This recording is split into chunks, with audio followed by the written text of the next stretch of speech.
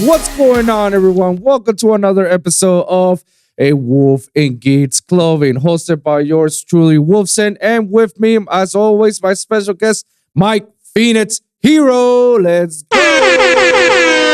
What's up? How's it going, bro? How's it going? Pretty good. I missed you this weekend, bro. Yeah, I know. It was a pretty busy weekend. Mother's Day weekend. I have two families I have to attend, so, you know, it was... Yeah. Like it was the only way for me to do splits, you know, fair share game, you know, all that crap. But tell me all about it. Tell me how was locals? What did I miss? I brought Buster Blader cash once again. Wait, but I had all my cards now. So you were ready to go. You were ready to bust a nut. Pause. Yeah. Pause. The Buster Blade. I was ready to Buster Blade. No Diddy. I'll just go quickly. Game 1 was against Dynamorphia. There was I think you played before, right? Yeah, I played it. So there was another player who did Dynamorphia? Yeah. How was that? I think it was bad for him. I can tell you, Dynamorphia is like, I play WoW because I play Pawns, but the cost gives you a high reward. Dynamorphia is too big of a cost for a high risk reward. It's just too much. You're caught. You're right there at the edge. And then game 2 was against your other dude. I feel like everyone's playing your decks, bro. Your other deck, Vanquish Soul. Wait, so what is this? Ghost from the past? Yeah, the real Ghost from the past. Is that what's happening? Like every opponent is like a deck that I've already mastered and played before? Is that what you were telling me? Rafa from the past. What's up, bro? I don't know. Maybe it's a sign. Yeah. Or maybe it's a sign. The spirit of me was in the tournament, just playing past in the store. Yeah. Like he did some stuff, but he wasn't able to beat me. And then I set up my board. I was like maybe 1,000 away from beating him. And I just go like, I was calculating how much damage I had on board before entering battle phase. And then I was like, okay, I guess I have to do this. And I'm like, Birth, normal summon the original Buster Blader. And now I'm like, okay. And I was like, now I have enough damage to win. You normal summon Buster Blader. The original Buster Blader. Yes. And I'm playing the one I told you, the 2003 Tins version. So he saw that, he was like, what is this deck? And I was like, oh my God. And so that was round 2. Game 1. Game 1. Game 3 was against Dark Wings. Black Wings. Yeah. Oh. With who? Claude. Claude was playing Black Wings? Yeah. Holy shit. Okay. He plays anime decks all the time. So I guess now he was doing that. It's hilarious when he plays like the most unconventional anime decks. So in game 1, going first, I just like set up the Buster Blader combo. And then he was like, oh, all my stuff is Winged Beast. And I'm like, not your synchro monsters. And then he thought about it. He looked at it. He looked at his extra deck. And then he was like, we can go to game 2. And I was like, okay.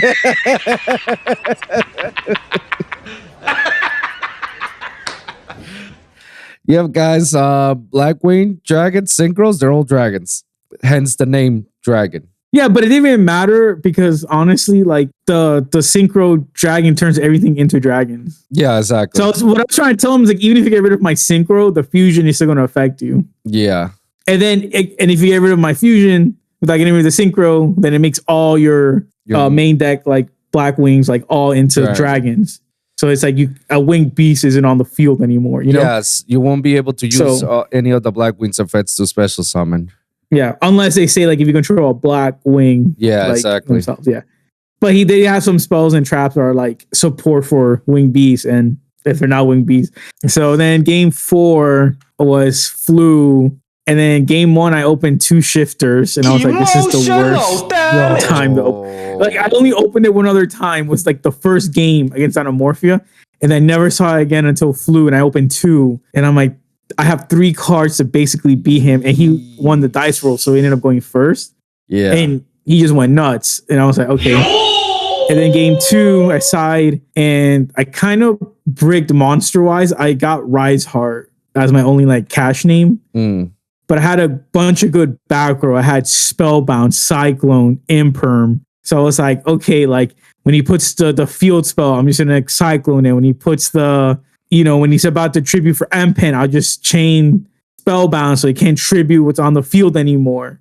So he can't do that summon. And then he top decks Harpy. And then I was like, cool, like I can't do anything with just Rise Heart on the field. So then he got it. And I was like, this was so horrible. I was like, oh my God. Any other deck, first game I would have won with 2 shifters. Oh my God. That would have been an easy clap. Just shifter, okay. Normal summon Fenrir. Special summon Fenrir, then go from there, right? But the fact that like it was flu and it shifter don't matter was just the worst. And then game 2, yeah, he just got the one of. I mean, it happens because I've done it before to other people. Like I'll draw against George, you got all back row. I'm like, oh, Harpies, and then just like clear everything and win. So like, it is what it is, you know? Right. But I was like, I was having fun a bit with the Buster Blade combo because people were like, I don't know what to do against it, you know? But I didn't fight any Tempai. But there were Tempai people. I just never paired up with them. Okay. Were they any good, or did they reach? Did they top, or they didn't top? The top was the flu guy, right? Labyrinth, me, because the Labyrinth guy got a draw. Oh, of course. And then 4th, I don't know who 4th was. I don't remember. Was some guy that we never met? No, probably someone who was. I just don't remember. I don't tend to remember people like. I don't want to be rude, but like under me. I'm just saying, like no, I stopped listening once I hear my name because I'm just like, it's like I'm like mid conversation with people, waiting to hear my name. The second I hear my name, I'm like, okay, I don't care. Let me go back to my conversation. Like that's exactly why when the top things are trying to pair up, I don't talk to anybody. I'm just like right there in the front, the cashier, and I'm waiting for it. Once I hear my name in it, or I don't hear my name, then I'll resume to whatever I want to do. Other than that, I just like, guys, don't talk to me. I need to listen to see who's top. I think it's funny because now I have like $300 of store credit. That's ridiculous. So I went to Travis and then I'm like, yo, got the cash, bro. Cash Tira. Yeah, what is he saying now? What is he saying now about cash? He's like, bro, you need to cash out. And I was like, you're trolling, bro. Oh, what the fuck did you say? He's like, you need to cash out. And I was like, oh my God. If it's still winning, care, bro, the store credit, yeah. If it's still winning, why mess with the system, bro? And you know what's funny is that you're winning with different variants. Sometimes you go back to the pure, but you also most of the time top with any variant. Like that's the hilarious part. Oh no, Kashira ain't worth nothing. Hey, Kashira doesn't do anything today. No. Ferrier, what does a Ferrier do? It's like, Travis, you get the button, bro. Congratulations, you played yourself. Ferrier doesn't do anything. Kashira doesn't do anything. Then tell that to Mike, because Mike keeps topping, bro. Like, I don't know what to tell you. And I top with like variants even without shifter, because a lot of people will say like, oh, you need shifter. I'm like, nah. Like when I was playing voiceless cash, like you can't play shifter in it. And I still topped the 2 weeks I played it before. I was like, I don't want to play it no more. Or the Snake Eyes cash. Yeah, Snake Eyes cash too. Yeah, you cannot play shifter in that deck. But I don't know. I had fun, but I think I'm gonna go back to pure for like 2 weeks. Pure for 2 weeks. All right, that's fair. Yeah, or maybe a bit more, but we have fun because it's like I said, if we had Thunder Colossus, I would play it. Now you have, and to I play. Never did, but it's like I have to because I said I would. I don't want to be a liar, so fair enough. And I got the Nemesis Corridor card, so I was like, okay, nice. I think it's about time you add it. Nice. Well, I mean, definitely we'll see you this week. I don't know if I'm gonna be showing up again at locals because I got other shit, but I'll definitely see you on the weekend to just practice around with the decks. How's that, man? I'm looking forward to it, bro. Yeah, we got nothing else to talk about locals per se, but we definitely do have a lot of topics to talk about. Yu-Gi-Oh. Well, Yu-Gi-Oh related, we got a few to talk about. Let's start with the biggest troll that Konami did. The biggest congratulations, you played yourself.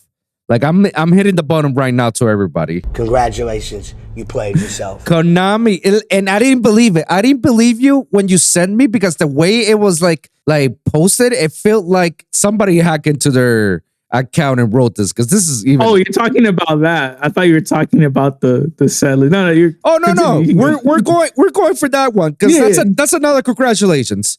That's another troll from Konami. So the first one is this one. This is the hot topic. Trident Dragion was set on $100 anywhere you want to get it. You either had to borrow it from somebody or spend $100, just like they say it in the freaking sneak peek trailer. And Konami just announced it as to like, hey, we're reprinting Trident Dragion on the tins. I could not believe that they said that. I couldn't believe it. And everybody gets a button. I don't think that was the worst part. The worst part was how they worded it. I was like, oh, like Trident Dragion's BFF is coming out in the tins. And then that's why like you thought it was fake because it's like they've never had wording like that before. Exactly. That's what it was kind of odd and weird the way they actually posted it. Like, and I had to double check, and it's all over every other social media platform that they have. And it was like, really? That's what? Oh, sure. It went from, very correct grammar English to our slang, which is fine, I guess. It's just like, it just looks like somebody hacked the account and decided to like troll everybody. And I feel like Konami is like, hey, we're going to troll everybody. Gotcha, bitch. We're going to troll everybody with the whole Trident Dragion. And you see a lot of people like cussing themselves out, cussing Konami, telling them, why the hell you forced me to spend $100 for this and this and that. While others like me and Matt, we got the card for $20 when we knew Tenpai Dragon was going to be a fin. As soon as Tenpai Dragon was going to be a fin, we snatched those cards for $20 when it came out. Everybody missed the boat. Everybody wanted to win. No, Tenpai Dragon is going to be expensive. And well, hey. Gotcha, bitch. Konami's gotcha, bitch. Yeah, that was kind of very, very troll out of them. And the fact that they say they couldn't reprint this on Battles of Legends, I didn't understand why couldn't they, or Terminal War or whatever is coming out. I don't know what the fuck is coming next after because it didn't come on those sets, bro. That's and we're gonna segue to the other troll with Rarity Collection 2. We're gonna get there. That one, that one. I should be in there. Yeah, Trident Dragion should be in Rarity Collection. That one made sense. It made sense to put it there, and if it's like, okay, it's not there, then Battles of Legends. And if it's not gonna be in Battles of Legends, it's like, oh, okay, where's the last time they're gonna do a reprint? The tins. It's like, okay, sure.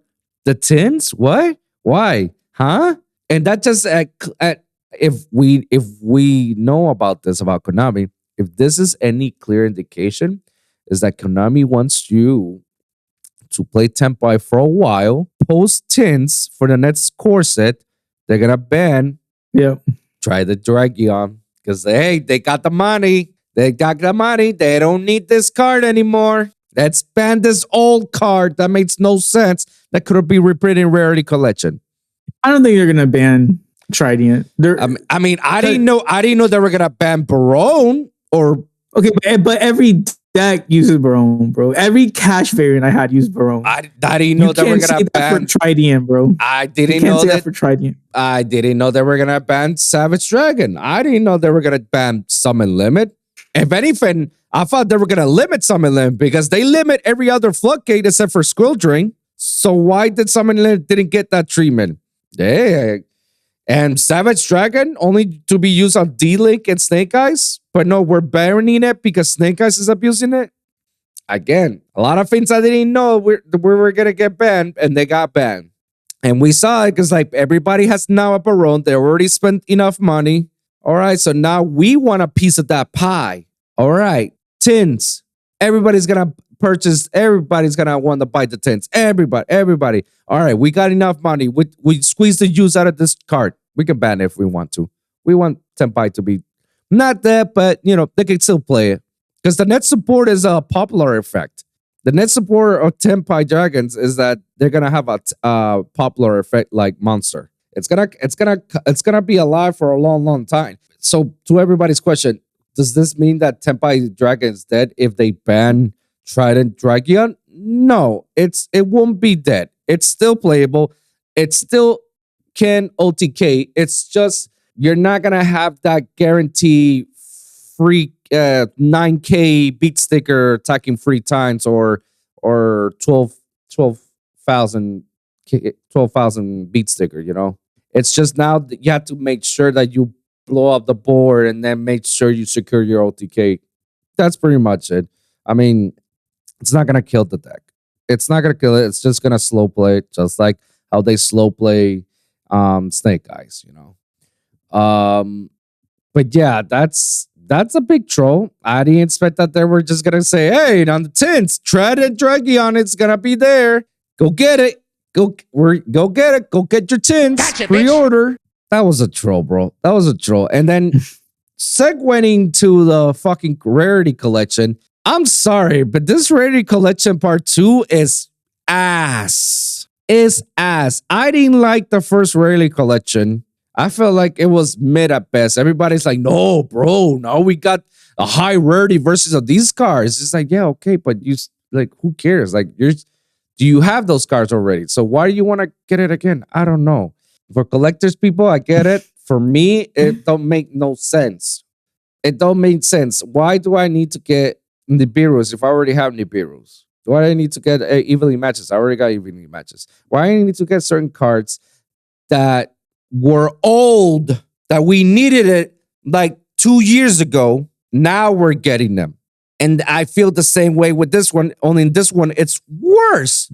There's worse cards. Like, who asked to reprint Mystical Space Typhoon on different rarities? Like, who asked? It's like, yeah, we need space Mystical Space Typhoon, reprint that card.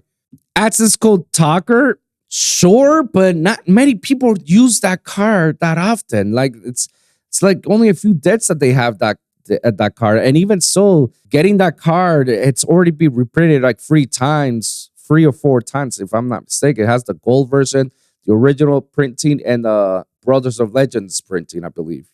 So it's like there's ways to get it. And Appaloosa, the alternate art, again, you could get the original art. Appaloosa, like, I don't know. To me, this set was ass, and this was another troll from Konami. It's like, bro, what the fuck you guys were thinking about? Like, you're playing with us. You're playing with us, literally. And yeah, I don't understand the pearly stuff being in it. That's what I'm saying. The pearly, unless this is like indication that we're gonna get pearly support later down the road. Other than that, I don't understand why are we getting some of these, reprints. Like, I just don't. I feel like the set itself is ass, and I don't think people are gonna make. I don't think like store vendors are gonna make money out of this when they realize like how bad it is. Maybe for the casual players, this is something that they get to rejoice about. But then again, I'm still like not convinced about it. I can say that the first rarity is better than this. That I can tell you. Yeah. Even though I don't like both of them, I feel like the first is better than this one. This one, it feels like nothing in here I can use because I already got my ogres. I'm different printings. Got my mourners, different printings. Appaloosa is the same. It's like there's so many cards I already have in different printings, and I know I got that on a low price. So having it on this is like now it's just a flex, I guess. They missed the mark. They missed the mark on this one. I challenge anybody on the comment section to tell me, no, they didn't miss the mark. I challenge you guys because this set is an asset. Anybody who's hyping this is like you're sponsored by Konami. Yeah, sponsored. You get the bottom. Congratulations. What you say? Or they want to be sponsored. They want to be sponsored, right? They get the bottom because like if you can, like, again, we all fought the Trident Dragion and Frost. A lot of people were hyping. It's like, Frost can be reprinted here because Talents got reprinted. Rarity Collection. Y'all thought that. I swear to God, I was fighting people in local saying like, Fenrir's not reprinted, Thrust is not reprinted, this is not reprinted. People are like, no, yeah, it is. I'm like, it's not. I'm so like, I don't want to say I'm happy because like basically like I was kind of a hater saying like, yeah, Fenrir's not gonna be in it, even though it was gonna add value. But like, I called it. There's a difference between hating and calling it. And I said, like, Fenrir's not going to be in it. Is Fenrir a good choice? Yes. Is it going to be in it? No. And I think people need to start to realize that, like, there's a difference between, like, wanting something and then being realistic about it. Because it's like, I would love to have Fenrir in quarter century and all those high rarities. Beautiful. But I was also like, they're not adding Fenrir. No way. Like, you get people like, oh, well, they added all 4 planets, like Calarium, Reichphobia, Clarino, and Pressure Planet. I'm just like, that doesn't mean they're reprinting the entire Visa Star Frost in this set, you know?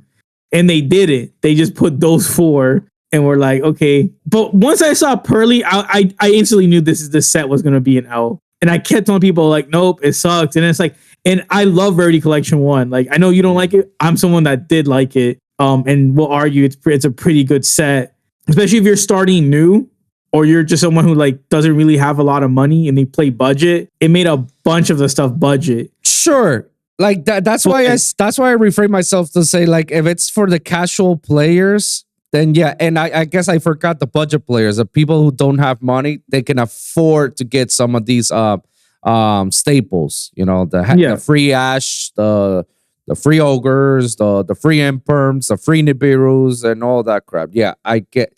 Yeah, that makes sense. So to me, like, all the reasons why I think it's a very goated set recently. But the second the description said Pearly, I was like, this is not a copy from the OCG. This is just some TCG person riding the wave. Yep. And that's what they did. Yeah, it's almost like a disgrace to the first Rarity Collection that we had. It's like a 100% disservice. They're just writing the name, basically. Mm-hmm. And I think what you said is going to be true, that a lot of store owners bought a lot because they're like, yo, the first one sold out like crazy. You know, the set was goated for everyone, casual, budget, even pros, because some of the pros were buying it just to pull the quarter centuries, whatever. But now it's like, no one's really going to get this. Like, when I saw the set list, I was like, I'm not buying it. Because, like, last year I bought a case for this one. I might just buy a box because, I like just collecting the boxes, but that be it. Yeah, I might just buy 1 or 2 and call it a day. I'm not buying a case. This is so garbage. Nah, you're not going to get me on buying a case or a box from this set. It's singles at anything. Like, if I really want to flit style, I'll get the Ogres and the Mourners flit style blinged out on secret rares, Yeah. And tell you what, if the quarter century versions, because now I'm seeing a lot of these reveals, pulling a quarter century is literally like nothing. Like that's good. To me, that's good. Which is good. That means that you're gonna have a guarantee at least 4 quarter centuries. So I feel like, okay, these quarter centuries are not gonna be worth nothing. That means I can get a quarter century Mourner or a quarter century Ogre all for under $10. But again, where is the value of this set, and what are we trying to chase from this set? And why do we miss? Again, this is another miss from Konami. Again, and I challenge anybody in the comment section about this and tell me, oh no, this is a banger set. I challenge you. Me and Mike, we're going to go toe-to-toe with you. Because no way. Even though I don't like the first set, I still say the first set was 10 times better than this set. And it's like you said, this was done by somebody from TCG, just riding the wave, and they just put random cards right there, like blah, like that, and then say, all right, let's call it a day. We can look at all the cards right now very quickly. We can look at it. Yeah. Let me see if I can find them. All right. So let's start. Okay. Abyss Dweller. Sure. Rafflesia. I don't know why. Phantom Knight Breaksword. A little bit too late. Nobody's playing Phantom Knights right now. Unless there's a new support that I wasn't aware of. But nobody's playing Phantom Knights. Hope. Harbinger. Yeah. Horus. Yeah. But even then, like, that already got printed in Ghost from the Past too. Yeah, I get. Yeah, some of these cards they're like, and you could get Hope Harbinger for less than $1.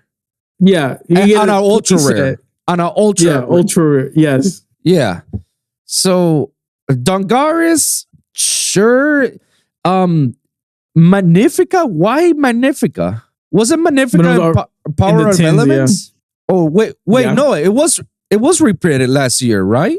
Magnifica? All the Exorcists were reprinted in the tins. So again, why Magnifica? Yeah. Seals, Tenpai Dragon, sure. And D-Lens, I guess.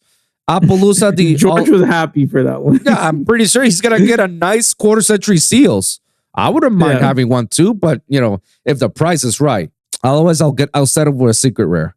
Appaloosa, alternate art. I got so many copies. It got reprinted so many times. Like, that's a waste.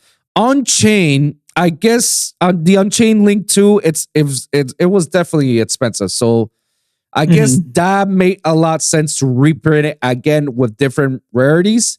Because I offloaded some of my Unchained cards. I got money. And I remember I bought all of my Unchains for dirt cheap. And when I offloaded it, I got my money back. I got my money got plus more. I broke even and got some. All art, I have my Masquerena. Again, Burrow and Dragon. George is happy. Because again, only D-Link players care about this. Access Code Talker, like we gotta reprint it, but I guess reprint it so that way it's lower. Underworld Goddess, sure. Mind Control, Poly, and Mystical Space Tycoon. Why those free cards? Why? We got so many versions of freaking Poly and Mystical Space. So why do we need... It's a bit annoying because you know how I like playing the highest rarities? Yeah. But I also like playing alternate arts. Mm-hmm. And they're coming out with another, like a third alternate art for Poly. In the tins. That has the heroes. Yeah. In the tins, yeah. Yeah, in the tins. That has Vercinatrix and Avion. And it's like, yeah, I'm going to play that one, but it's going to come out as a common probably, or even comes out as a prismatic secret rare. It's like, prismatic secret rare is not as good as a quarter century. No, of course not. It's a bit annoying. And the thing is like, and then they have the old art, like Poly that came out in on Legend of Blue Eyes. Yeah. Not the, but they reprinted it. They reprinted it in a Hidden Arsenal chapter 1, I think. Again, and it was cool. Again, they reprinted that card so many times. Yeah. It didn't really need it to be reprinted again. Foolish Burial, Book of Moon, Enemy Controller. I can Gold Sark. I can see Gold Enemy Controller just had an OTS printing. Ultimate. Again, why?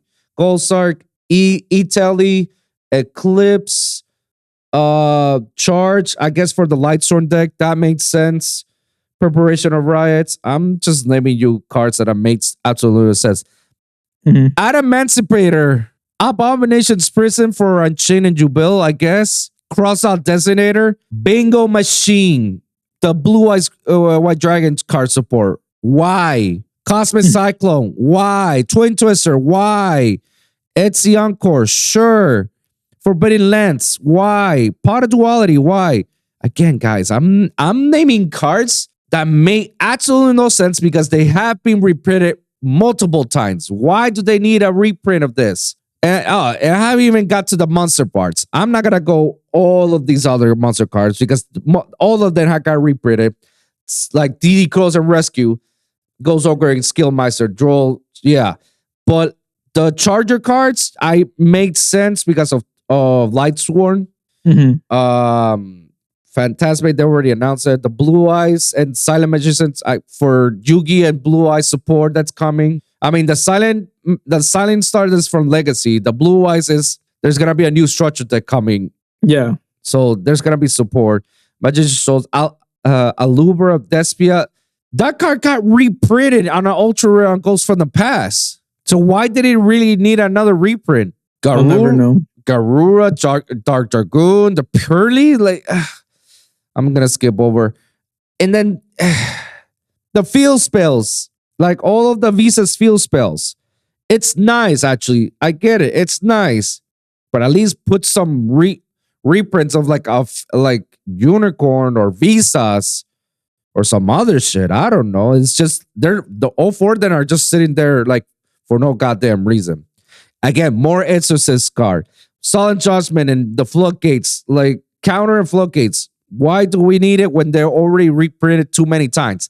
Let me tell you, Mike, me looking at this, I'm going to tell you the only cards that make sense of reprinting that came in reprint this set. The only cards. Ultimate Slayer. One printing. Seals, because selling out Tenpai. The Unchained cards because of Jubel support. I guess the Visa's field spells like Razor, Caleria, and Perolino, because each of them were like $30 each. So that needed a reprint. That's it. I'm just gonna name it that those are the only ones that made sense. So I named what? 5, 6, 7 cards out of the entire fucking set. Yeah. 5 or 6, 7 cards are really worth getting. Everything else is just dogwood shit. Again, people in the comment section challenge you. I challenge you, fight me on this. Yo, get the button, bro. Congratulations, you played yourself. I do agree with you that maybe nothing in here should be reprinted, but I guess also like it's not a reprint set. Like it's not called, my bad, it's not called reprint collection, right? Because even the first one was like you said, all the stuff they had in it was already reprinted. They just reprinted. They just added a rarity into it. Yeah, and I think like for some of these, it's fine. Like DD Crow quarter century, Drone Lockbird quarter century, Ghost Mourner, Ghost Ogre quarter century. Yeah, Mourner, Guardian Chimera. I could see Gaura for super poly target.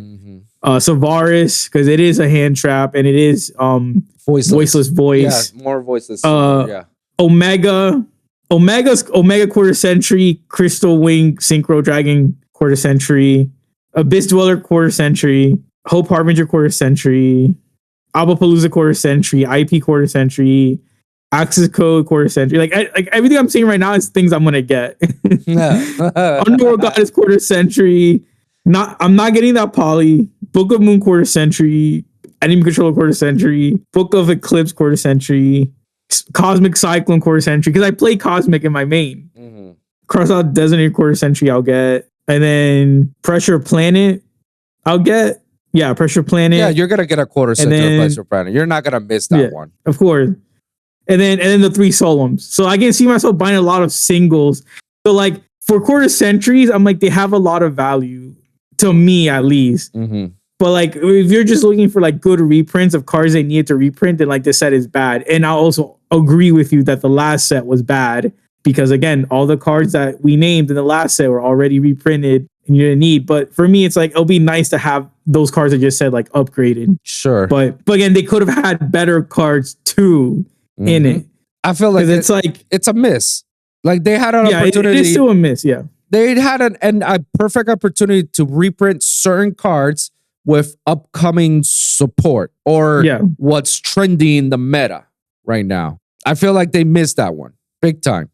And I feel like the majority of these cards, like you could tell that half of these cards are like old enough that, bro, again, we could have had these last year. And the other half is like, oh, we just recently got these. So we're just going to put this as quote unquote new. Yeah. Again, you said some guy in the TCG just randomized. It's like, ooh, these are good. These make sense. And if you're gonna be, reprinting Pearly stuff, you might as well reprint the whatever came with Pearly. What came with Pearly? Rescue Ways and Mikanko? Yeah. Yeah. You couldn't reprint some Mikankos and some Rescue Ways? I don't know much about Mikanko, but I know Rescue Ways is being used in the meta. They could have just like have a nice, some upgrades of that. But no. I'm asking too much, Mike. Remember, I'm asking too much. I think what they should have done is like goes from the past, but actually be from the past. I felt the name was so misleading. It could have been such a good set. Just like pick a bunch of cards from like old formats. It's like, oh, we'll have 5 Edison, 5 Goat, 5 this, 5 that, And then people will be like, oh my God, we get Ultra, blah, blah, blah. Because there are still some sets from like 2005 that some cards don't have a reprint. And people want them for Goat or Edison or whatever format. And it's like, that could be a seller. It's like, hey, like we have some new reprints from new formats. And then we have old reprints from the old ones. So it's like, there's value for people that still play Go or Edison or whatever, toss. But I feel like they just don't know what to pick or they're just so out of touch. They are. This, anything, this is a clear indication that they're very out of touch. Yeah. And they should just do a poll and then have like the top 80 or something, you know? Although, like, I know people are going to try and put Air Neos. I already know they're going to put that. But it's going to be the number one pick is reprint Air Neos. Yeah, they could have done a top, or whoever's in charge of it, whoever's in charge of the whole TCG, like that guy, they should fire that guy and hire somebody who's literally in the meta or is in the scene and knows what's up. Like at that point, give the job to the Yugi tubers. At that point, give it to them. Because at least they're all the time researching and going with the meta and making deck profiles for different variants. At least they're doing something. At least they're doing some of the research. But yeah, don't fire the guy who's in charge of this stupidity. Because, you know. Or ask the store owners. Because the store owners know what people come in to buy, you know. That's a good one. A bunch of people keep coming for Ash, and then some of them don't buy it because it's still $20 post market. Maybe reprint that, you know. A lot of people came in for Trident Dragion and they can't afford $100. Maybe reprint that. Like, you know, Mike, remember, Trident is getting reprinted in 4 months. In 4 months. 4 months, yeah. Yeah, you just have to wait in 4 months to get it for less instead of spending $100 now. Yeah, just remember. They did announce it. Sengen's BFF, you know? Yeah. The BFF, yeah. Yeah. That was wild. I wish Kashira BFF was still legal. I would have liked to have a Rizar out. Hacker. Yeah. I don't know. That's Kashira. I'm saying it's BFF. Mind Hacker. That's the BFF. Yeah. Mind Hacker. Ooh, yeah. We don't need a Rizar. We just need Mind Hacker. That's all. Yeah. If Mind Hacker is legal, I'm banishing your entire deck, bro. Seriously. Holy shit. Guys, let us know in the comments down below what you think about Konami's recent troll towards us and to the community. You think this is a big troll, a big L for the community, or you, for some stupid reason, you think this is a big W? Either way, let us know in the comments down below. Moving on from another TCG. This is not much to talk about other than we already know. Union Arena just finally announced the English version of, you know, their current decks and cards, you know, with Bleach and Hunter x Hunter. They just finally announced it. It's already at the official website, and at least the TCG website. And you can see like the visuals of the deck bots and the bots itself. I found it. Oh, okay. Yeah, that I need to see, because I've known they've had the website and that's where the simulator is hosted. The simulator to practice. So now, I didn't know they updated some of the art and stuff. Yeah, so now you can actually see, you know how in Yu-Gi-Oh you see like the Nets core set and then you see the artwork of the Nets core set. Well, the same thing they did it with Union Arena with Bleach and Hunter x Hunter. They haven't done with the Jujutsu Kaisen. So for now it's get this, you know, Union Arena set, a Bleach, 1,000-year starter deck, and get the other one, the Hunter x Hunter bots and starter deck. I need to pre-order my starter deck for Bleach. I pre-order bots. I need to pre-order the starter deck. I just found it like, oh yeah, finally. Now it's like legit. It's coming. It's coming. Still far away from us. It's still coming on November or October. October, is it, right? Or September? October, yeah. It's still coming, so I'm excited. And I told you, I saw the Black Clover cards, and I'm excited. I can't wait. It's gonna be a year or two until they are not to release it in English, but we'll see. What else? One Piece is, you know, killing the TCG game right now. It's becoming good headways there. I'm getting a little bit more involved in terms of okay, let's see what's good or what's bad in the common sets. Based on what I've seen and I researched. So the next 2 core sets, like OP07 that's coming in June, OP08 is coming on September. Those 2 core sets, it's gonna be like bonkers. Like everybody's gonna spend money on those 100%. And they also announced more starter decks with 6 different starter decks. Each starter deck is like a different color, which I feel like, okay, this is good. A lot of people are gonna like, now they're gonna want to join even more. But yeah, based on these core sets, this new core set OP07 is definitely like a new meta shift. The deck that I'm currently playing, the red purple Luffy, it hasn't been relevant since like at the beginning of the year. Now it's gonna be more of a menace in this next core set because of some cards are gonna be more supported. I'm like, oh shit, cool. And I didn't spend much. So I just need to get these cards and then I can keep it going. On the other set that's coming in September, there's a deck that I want to play, which is a new leader, Marco with the Whitebeard Pirates. He's red and blue. And I see some of the support cards. I'm like, oh shit, I definitely want to get into it. And I noticed that some of the support cards are definitely coming from OP07. So you need to invest some on OP07 so you can play on later on OP08. Crazy. Just wanted to say that out there for anybody who's into the One Piece TCG. It's bonkers. If you guys want me to do a deck profile of my deck and my current deck is, no problem. Let me know in the comments up below. And what I think about the current state. Like I said, it's pretty weird to play, but I can see how a lot of people are saying, oh yeah, it's a good investment. Like you get your money back. And it's true. I didn't have to spend much at it. I just spent on this one deck, and somehow this one deck lasted me 5 formats, and it's gonna last another 5. Yeah. Which is good. That's like, okay, people like me who like TCG it'll hype me enough to get more involved into it. And collectors who are trying to see this, they were like, oh yeah, I need to secure some of the old cards, some of the old sets, so we can sell it for this new one, you know? Yeah. It's good. It's good. Just wanted to put out there. Before last topic with the TCG aspect, this is something that I didn't expect, and people were trolling this company for it.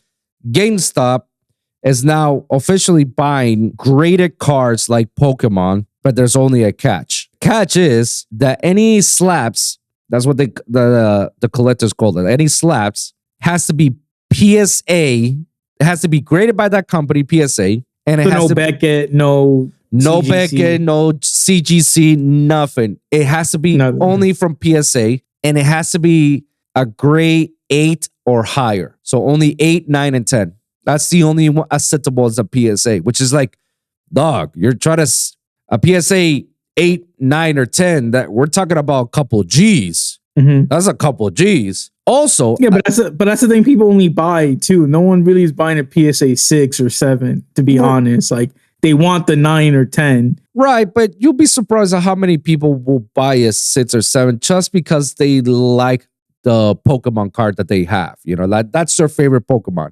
I love this Gyarados. I took care of it as much as I can. Sucks they gave me a 7, but to tell you what, it's an amazing 7. I'll take this one with pride, you know, stuff like that. But here's another catch. Which kind of contradicts what I just said. So they're only accepting Pokemon PSA 8 and above, right? And I said that some of these labs are worth thousands of dollars, depending on the card and the grade, right? This is the troll part. They're only buying the cards that are PSA 8 or higher, and none of those graded cards can be worth more than $500. So that's the troll. Because I mean, like it's a troll, but like the amount of people are robbing GameStop, I kind of get it. You know, like you don't want to buy like thousands of, you know, like I have 5 cards that are worth, you know, like 10 G's total. Someone comes in and robs you. You know, it's like, oh, we robbed 10 slabs. Each was like $50. Okay, that's negotiable loss, but I think it's just to deter like robbers. But then again, isn't like the majority of these like PSA cards like worth thousands of dollars? Like, correct me if I'm wrong. Like, what's like the bare minimum of a PSA graded 8 on a good Pokemon card? Probably good centering. Probably no like surface damage. But the thing is, like, even if something is worth PSA 10, people still have to have a reason to want it. You know, like I can have like a common I can get a common from was it Phantom Nightmare, get a PSA 10, but it doesn't mean it's worth thousands, you know? Like it's still a common, it's still a card no one wants. So it's like, again, people might grade their favorite card, but their favorite card is not worth anything to collectors. So there are going to be PSA 10s that are going to be like, hey, it's worth $25. Sorry, you know, no one's buying this card. No one is buying your favorite card. Sorry to say. And then there are the PSA 10s that's like Charizard, that's like 100 G's because that's the most sought out by collectors. So like when it comes to like which card collectors want, yeah, the rating is gonna affect it a lot. But when it comes to a card that no one wants, they're gonna be like, you know, maybe getting the grading itself was worth more than selling the card. Yeah. So that's like something to keep in mind too. That's like the highly sought out cards, yeah, they're going to be worth thousands of dollars. The ones that are not going to be worth less than 500, some less than 100. I think that's what they're trying to do. Probably just only buy cards that are like, they're graded 8, 9, and 10s, but they're okay with collectors. They're not the most sought out stuff. But then again, why making this move? Is it because like GameStop is now losing money and they're trying to like tackle the TCG aspect to see if they can get some money out of it?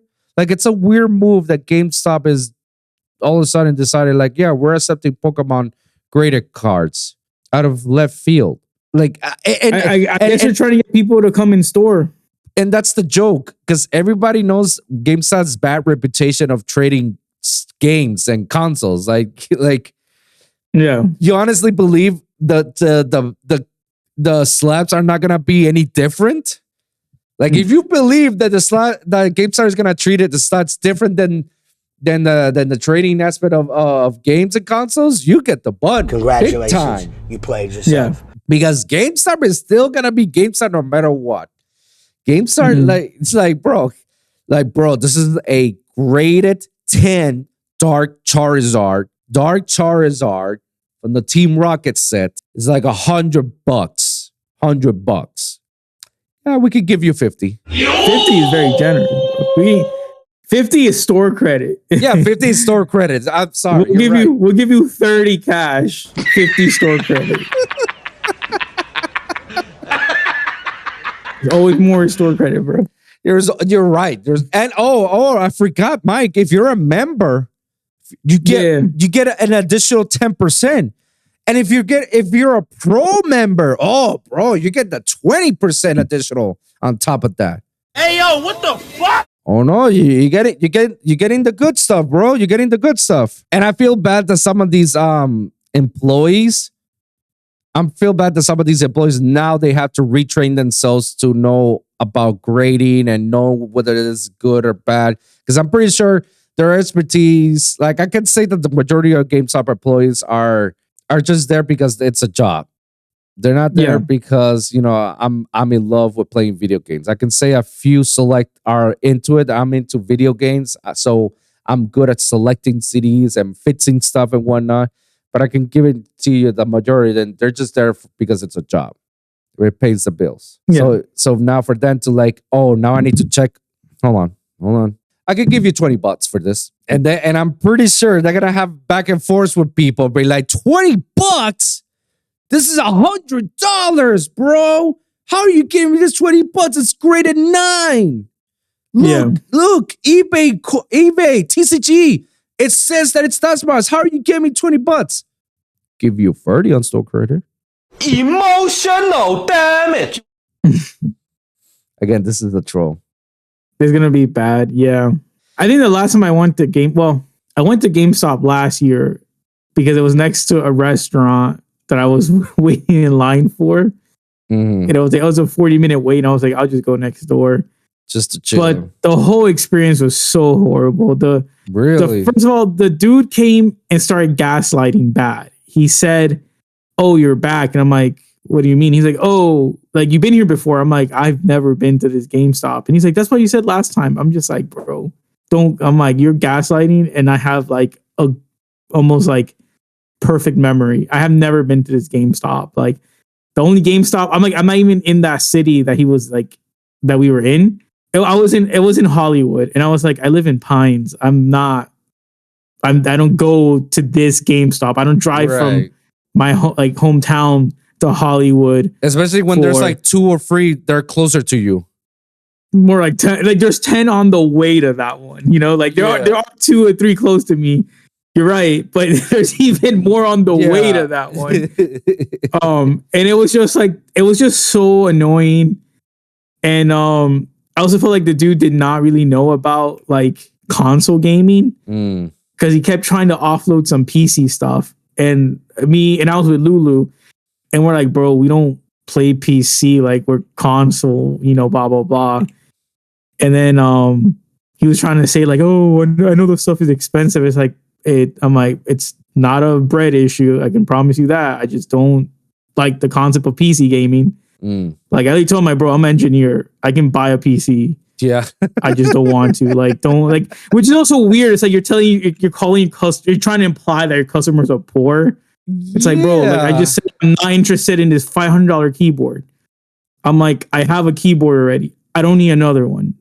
He said, oh, but is yours LED? Yes. Most keyboards now are LED, bro. Like it was just so horrible. And I guarantee you, I only spent $50 on this keyboard, and it's still brand sticking new. No, mine's expensive. Mine's custom made. Oh shit! I need I don't know if I can get it. Hold on. Let me see if it shows up. Oh, it didn't. It did for a little bit. Oh, there you go. There you go. There you go. There you go. Yeah.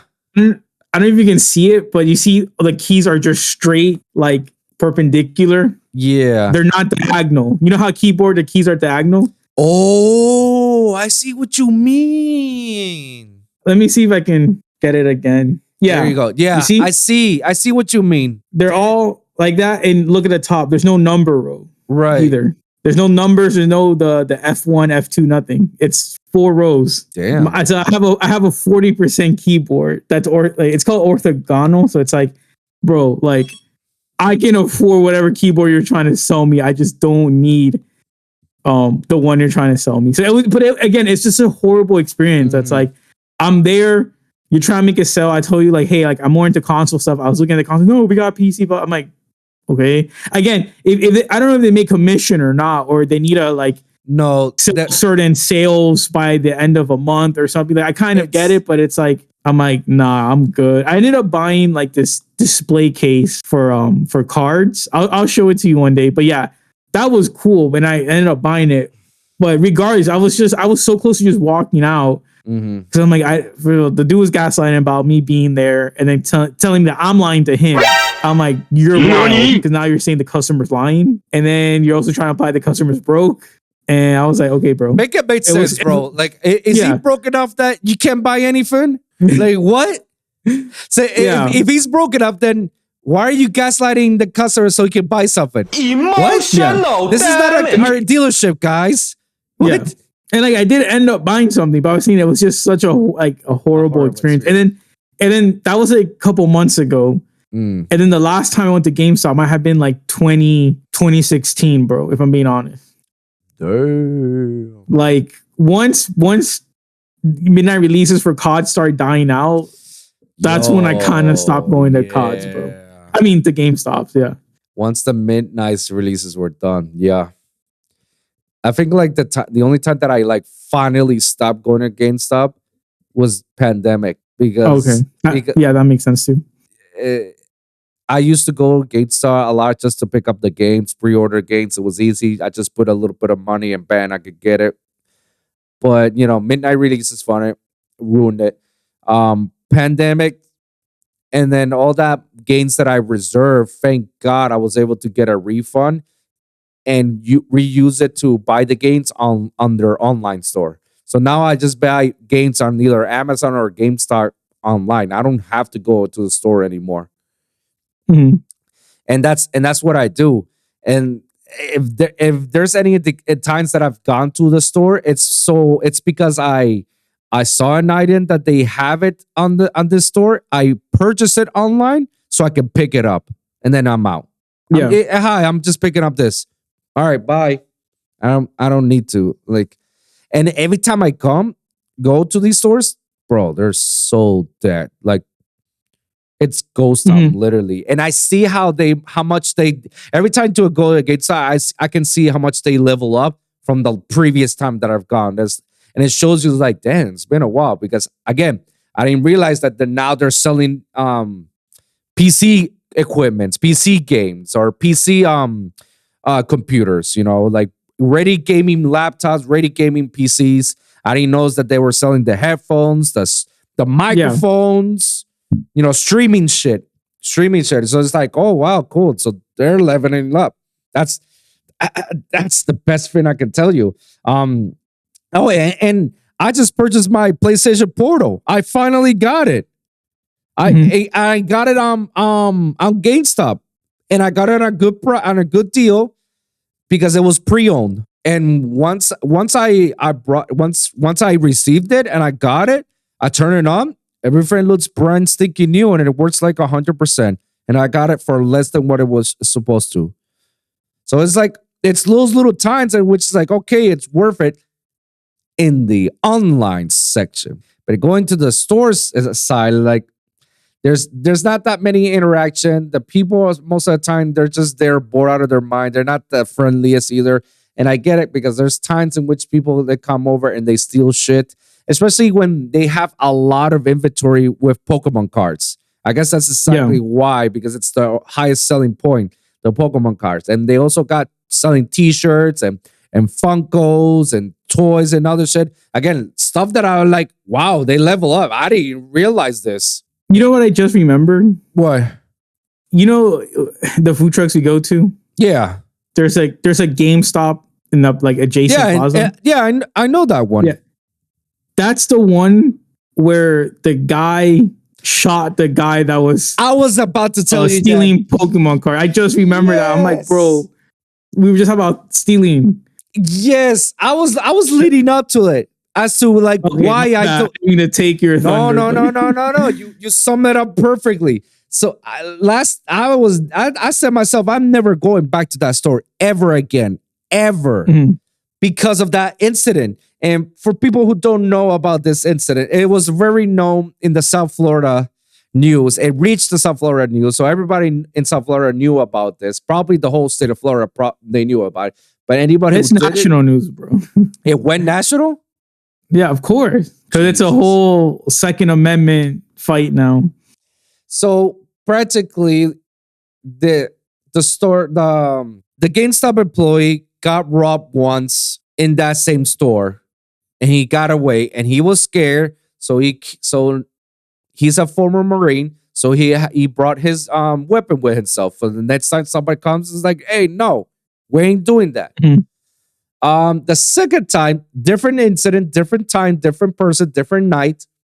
A person comes over, tries to steal him, and then the employee, the GameStop employee, was not having it. And he's like, that's why he pulled up the strap.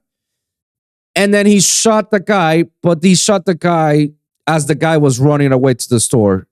And long story short, the robber passed away. And one thing is, the robber did not intimidate or threaten the guy. He just went to a Pokemon pack, opened it, taking the cards, and then the guy saw that and then proceeded to like, hey, you're robbing, and then shoot him. So it wasn't like self-defense. No. Because it's like the guy was not interacting with the cashier at all. He was just, again, you should not be stealing, but again, he was discreetly stealing. He got caught, and then the guy was like, oh, you're robbing, I'm shooting you. And then that's why the guy got arrested, because they were like, you were not being threatened, so you can't say like stand your ground if you're not being threatened, right? And blah blah blah. But the reason why I went national is because a lot of people agree with the cashier, saying like, oh my god, you did the right thing by shooting him and blah blah blah. But it's like that's called vigilanteism. That's called vigilante justice. That is illegal. Yeah, so it's crazy. But like people were making like GoFundMe and stuff for the guy, for the shooter, basically. And so that's why I went national, because it's very controversial, because it's like, yeah, he stopped the robber. And yes, and you're in Florida. You're in Florida. You're allowed to carry a weapon, but only if you feel threatened. If you don't feel threatened, you're not gonna go shoot the guy. Let alone if the guy's running away from you, you're not gonna go and shooting from the back. Again, that's like on every permit, on every class they tell you. If the guy, and every lawyer is going to tell you the same thing. You think I'm making this shit up? I have a lawyer on retainer.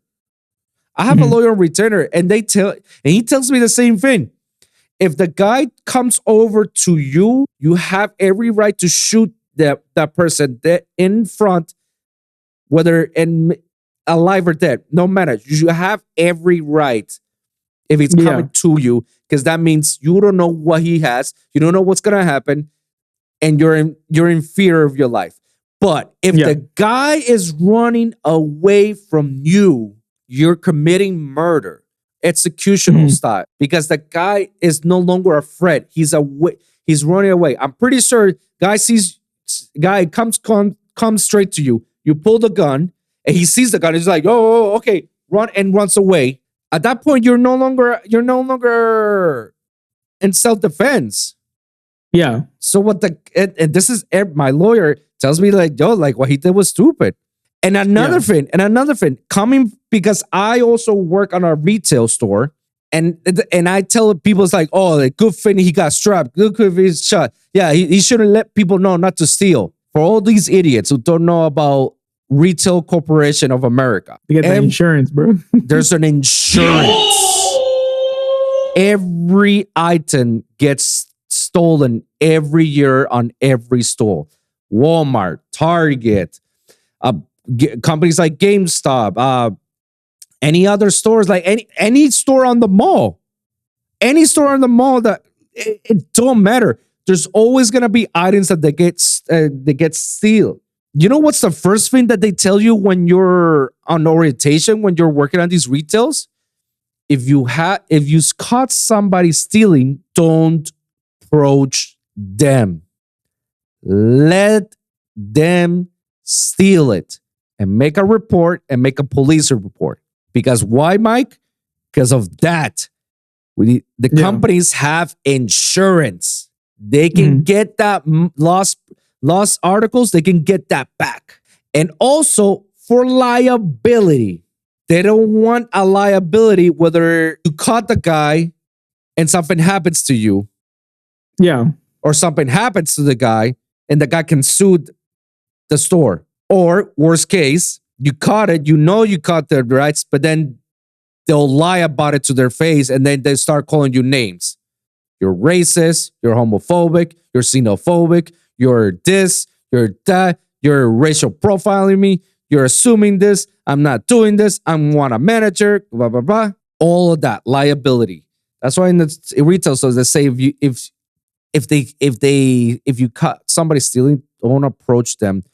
Just stay away, let them do the thing, cameras all around, make a report, and that's that. Otherwise, if you do something about it, you get fired immediately.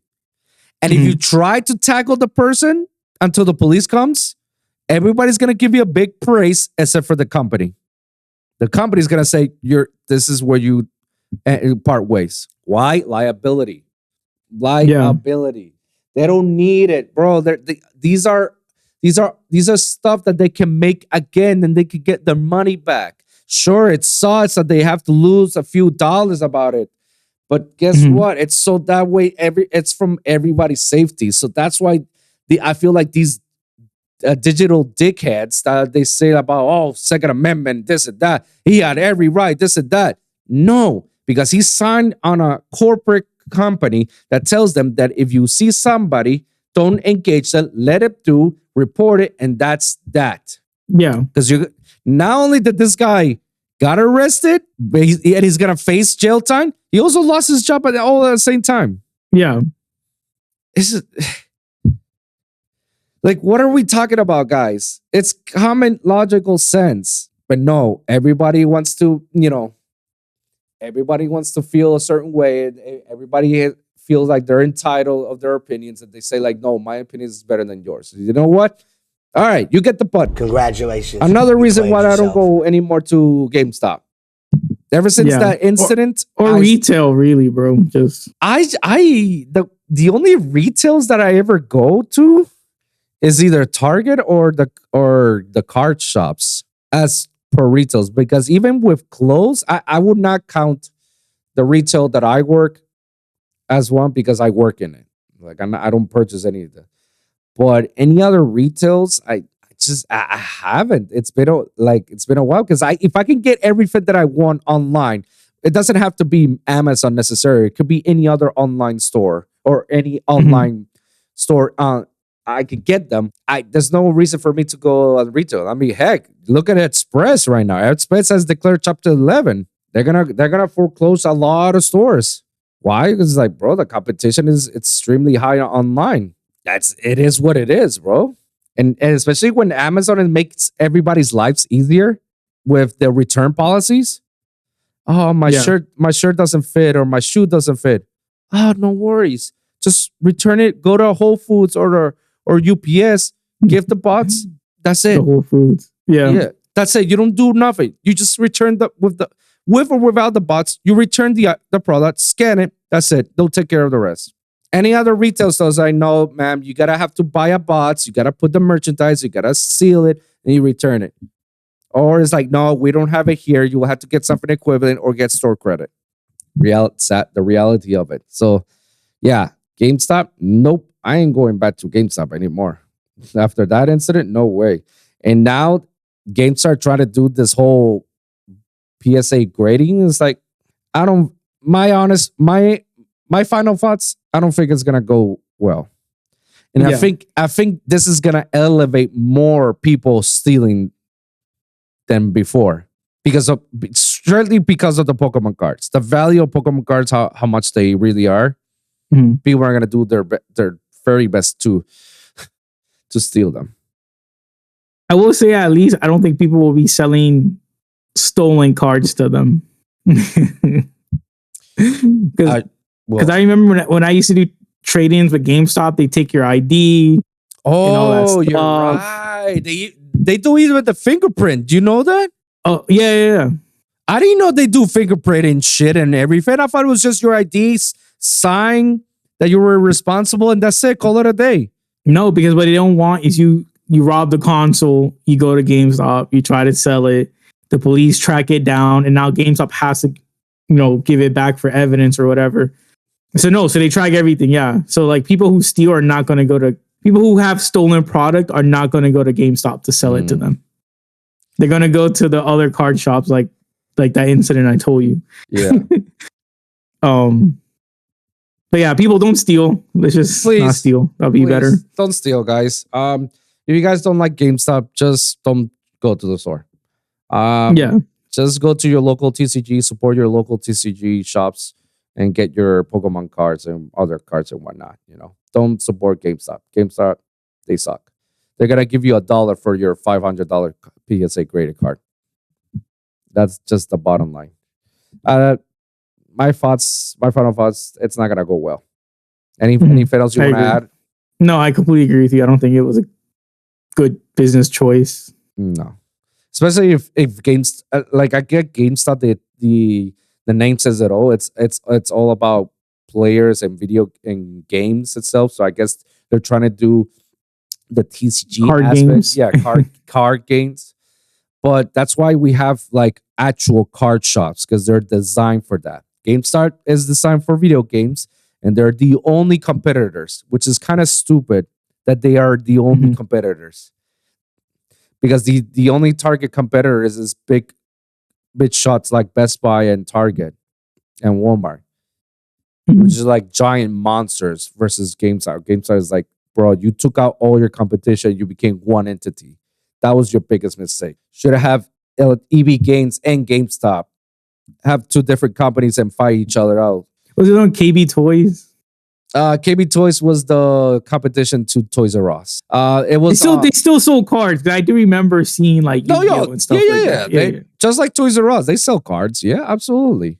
Yeah. The other they sold video games. Yeah, the other competitions that besides those two toy stores was GameStop, EB Games, which originally was Electronic Boutique, Babages, and I feel there was like one more that I'm blanking out. There was definitely one more, but I know EB Games and GameStop were like the two top competitor for video games. Best Buy and Target was still in the early stages. Yeah, that's what I remember. I don't know. GameStop. I don't see you guys flourish much with this. Like, I feel like you missed the boat with the card games. You should have made tournaments a long time ago. Mm-hmm. But let us know in the comments below what you guys think about GameStop. Moving on to other platform stuff that's happening. Square Enix wants to release now all their Nets games that they released. They want to release it on multi-platform, which I thought they were doing that, but apparently they weren't. So they were like only releasing stuff first to PlayStation and then later on Xbox. But now they want to release it all simultaneously. And they want to release all their games to Xbox and PlayStation. They want to release Xbox, PlayStation, and Nintendo and PC. That they want all their games to be released on any platform. So that way everybody can play it. Which is kind of like very vague in general.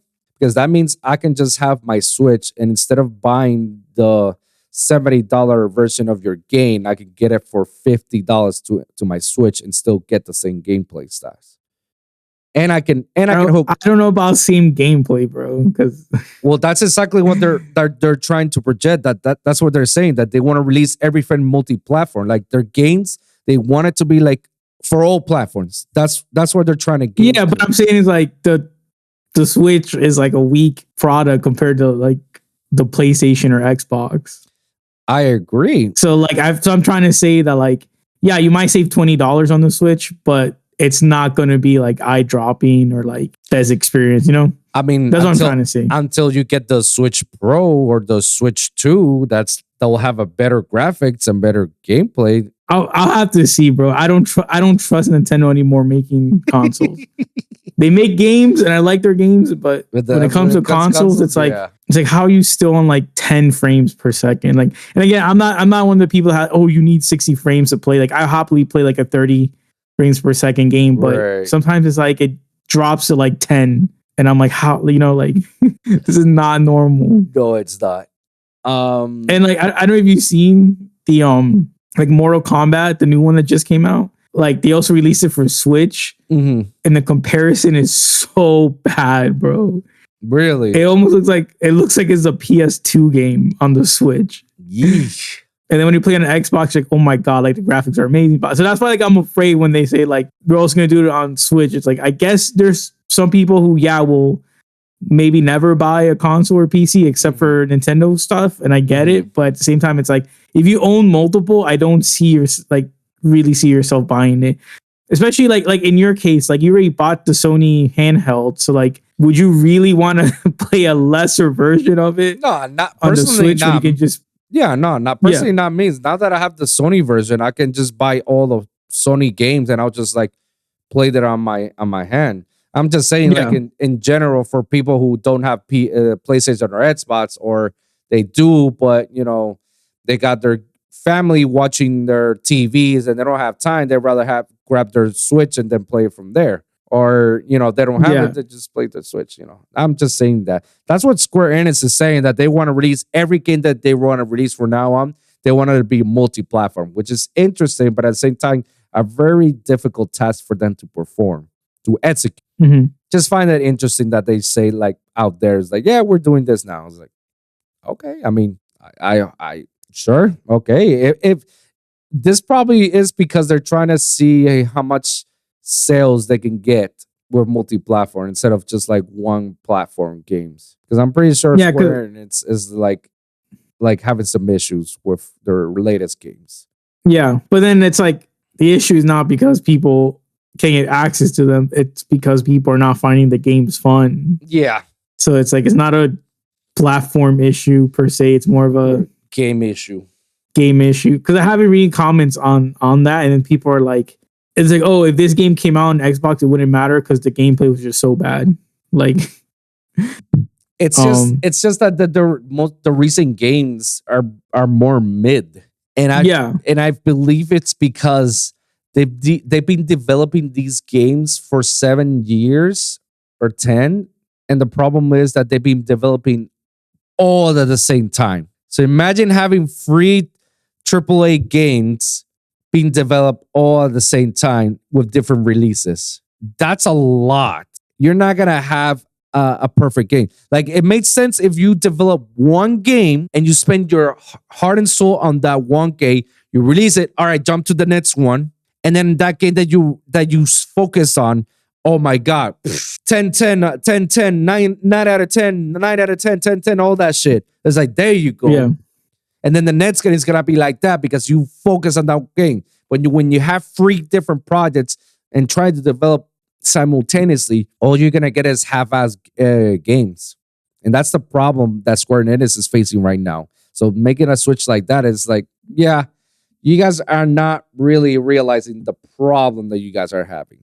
You're just masking it at that point. You just assume, but it's because like people don't have a platform to play for. No, it's because of what you said. The game sucks, or they're mid, or they're not like the best how they portray it. Moving on. So tomorrow, when this podcast airs, it'll be too late. But new Assassin's Creed game titled Shadows. It's gonna be a Japan theme. I guess we can talk about it next week. I don't know much about it. I'm not feeling very optimistic about it. I'm happy that they finally did Japan after how many years have been the fans begging for it. If we see the trailer and the trailer looks amazing and it looks like, oh, it's rooting back to the original Assassin's Creed games, then I'm all for it to it. But if it's just like another Valhalla game or Odyssey or Origins, it's not worth. Moving on. Before we wrap this up, we got 2 more and we're done. Xbox shuts down another studio. High Rush. What did I tell you, bro? And we talked about this. Yeah. What was the? And it's crazy because they said they want more small companies to do indie games that are successful, and then they just shut them down regardless. I told you, this is something that is well known of Xbox. When they do these acquisitions, it worries me because I already foresee what's gonna happen. And what was the reason? What was the recent acquisition that they got? Activision, right? Activision Blizzard, yes. That's what you and me were talking about months ago, right? Yeah. Activision Blizzard. So wait until they're gonna start laying off a bunch of Activision Blizzard people there. They're already shutting down this studio, High Rush, which gave them 4 good games. One of them happens to be Ghostwire Tokyo. To me, that was a phenomenal game. Very, very good on the horror supernatural aspect.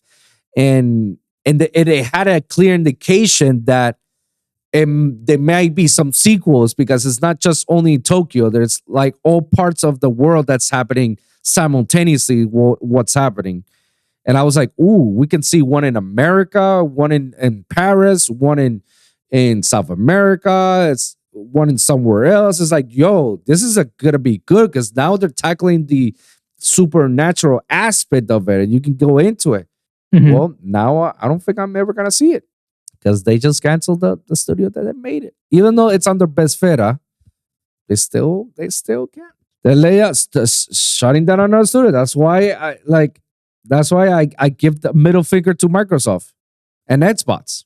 That's why whenever I hear Xbox deciding to acquire another game company, it's like, well, that's it. That's like anybody who works at that, I'm telling them right now, careful, start looking for another job because sooner or later they're gonna cut the fat. And they just did that, you know. Again, this is nothing surprising. It's just I hate that Microsoft does this and they do this so eloquently. Without any shame. They do it without any shame, despite how many the public outroar comes out of it. They just do it just like any other monopoly company. Yeah. I already talked about you of previous episodes about my frustrations towards Xbox and the acquisitions and how it is a monopoly. You know, you're trying to kill the competition, and once there's no more competition, then you know you're end up like GameStop at that point. You're on your own. On your own. And then when it sucks because now you know you buy all these game studios, you make these promises, and and make sure that these games go out there for the people. And then when they don't perform the way you expect them to perform because you guys spend way too much of what you should, no, you got to cut my losses and, fire everybody. Fire everybody in those offices because, we ain't making enough money and there's not enough money. We're struggling with money, with finances. All because, the pandemic. The pandemic hit us, That's like the most common excuse I've been hearing lately. We're still recovering from the pandemic. Like, okay. That's what it is, bro.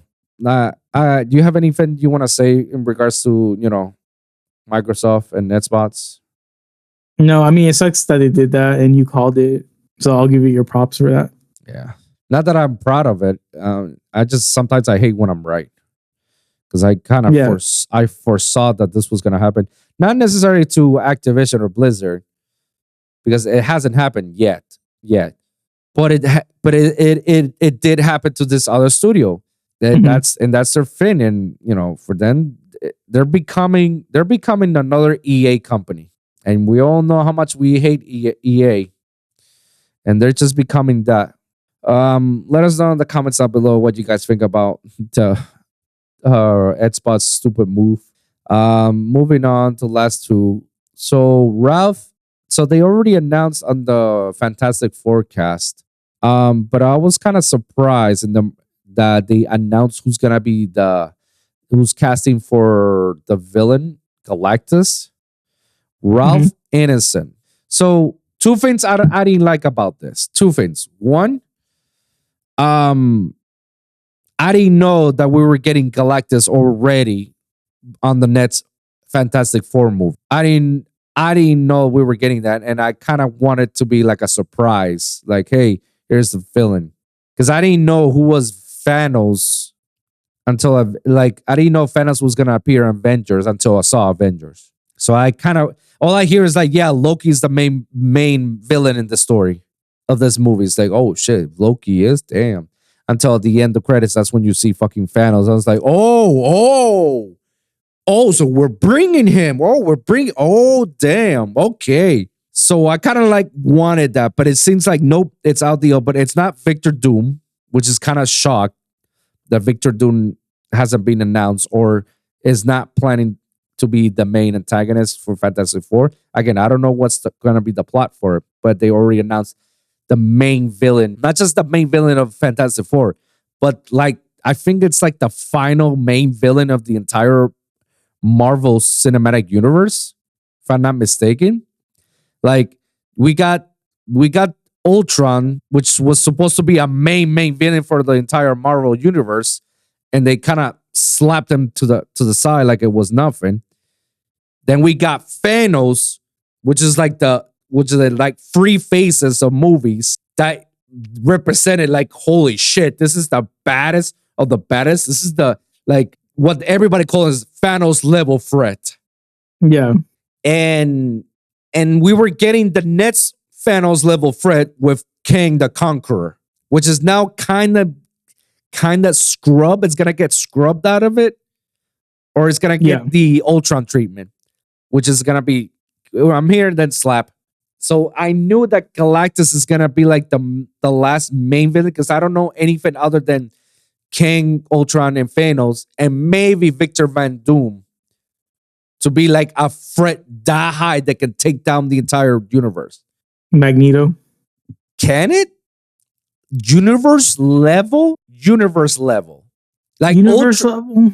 Like Ultra, the reason why I give props to Ultra, even though it got slapped to the side, it's because Ultra's had the potential power to be at universe level. It only take him to get all 6 Infinity Stones and you're done. There's no way to take him down. Thanos didn't need to have 6 Infinity Stones. He had an entire army to do that for you. And if it's not enough, facing him on a one-on-one combat is already bad as it is. Kang the Conqueror, it's because Kang is strong. One Kang versus Avengers, Kang will be easily taken down. But if you have multiple Kangs who has conquered multiple, not planets, universe, who has conquered multiple universes, that's a universal threat level. And it's also space-time level threat. And Victor Van Doom has been known through the comics to be a universal level because he can singly handle all the Avengers at the same time. I think they show in one of the animated series of the Avengers, they show an episode in which Dr. Doom literally slapped the shit out of every player. Like slapped the shit out of the Hulk, the Iron Man, like Hawkeye, Captain America, Spider-Man. He slapped the shit out of everybody. Like it was nothing. And he was still on top, and everyone was like struggling to get to him. That's why I feel like Galactus is that level, because he's a celestial being. Yeah, celestial. Yeah, he's a devourer of planets. He eats planets because that's how he consumes them, just like any other celestial being. Only in this case, he's just gonna eat you all entirely with one bite. So I didn't know he was gonna be like that. Like I thought he was in the end of Eternals. Or was that a different celestial? A different celestial. Okay, I guess I don't know. I when they started about the celestials in Eternals, I already thought like Galactus was confirmed. Yeah, to be honest. Yeah, and they have portrayed a couple times that foreshadowed that Galactus is coming, but I kind of like wanted it to be known like at least in the last Avengers movie. And then to be foreshadowed in this Fantastic Four, I thought we were gonna get Victor Van Doom as the main protagonist, but I guess not. So I'm just curious about how they're gonna play this out, and as well as like I don't even know the actor. Have you seen this actor before in other shows or movies? Ralph Ineson. I think he was in like a couple episodes of Peaky Blinders. Oh, but that's as like a side character that probably got killed off like in 1 or 2 episodes. Oh, okay. So it wasn't but I don't think he's like to me he's not famous. To me he's not someone that's like, oh my god, I know him.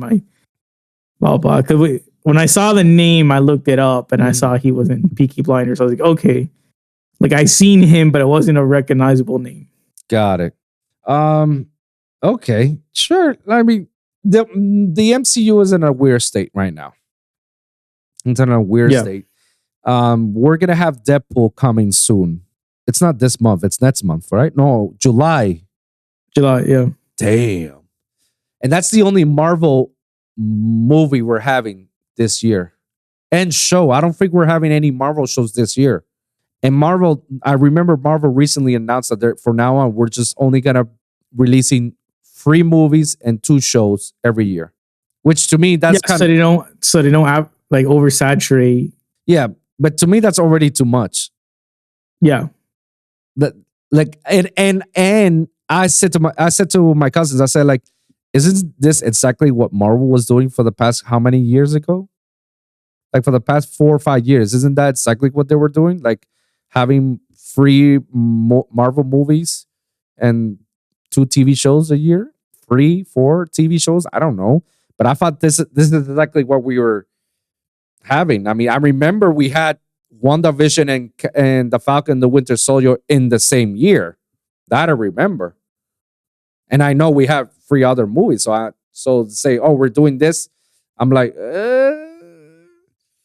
okay. How about you just do the Deadpool approach? Just have 1 movie and call it a day. Just have 1 movie. And if it's 2 Marvel movies and 1 TV show per year. Or 2 Marvels and 2 TV shows per year. That's it. Yeah.